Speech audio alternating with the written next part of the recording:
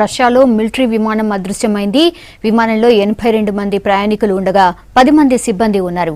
Sochi నుంచి take off అయిన కాసేపటికే radar నుంచి విమానం అదృశ్యమైంది.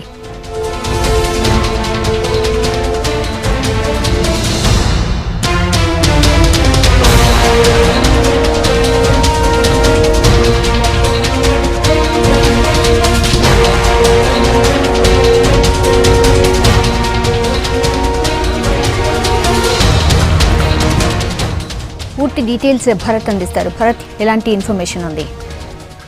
రష్యాలోని దక్షిణ ప్రాంతంలో సోచి అనే నగరం ఉంది.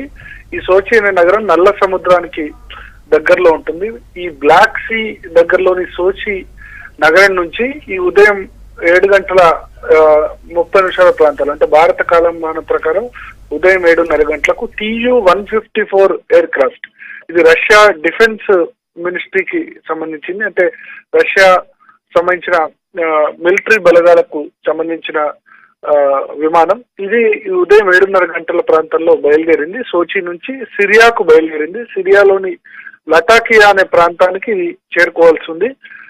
మనకు అందుతున్న సమాచారం మేరకు 81 మంది ప్రయాణికులు ఉన్నారు. 10 మంది క్రూ మెంబర్స్, అంటే విమానానికి సంబంధించిన సిబ్బంది ఉన్నారు. ఇది బయలుదేరిన దాదాపు 20 మినిట్స్ తర్వాత అప్పటి నుంచి రాడార్ తెరపై ఇది అదృశ్యమైంది. అప్పటి నుంచి ఇప్పటి వరకు, అంటే గత 4 అవర్స్ గా దీని ఆచూకీ తెలియలేదు.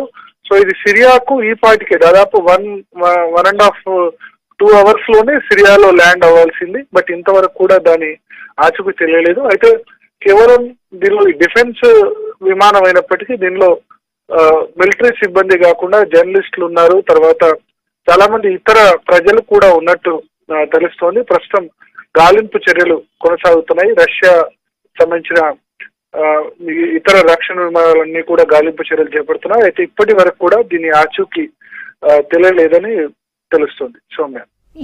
ఓకే భరత్.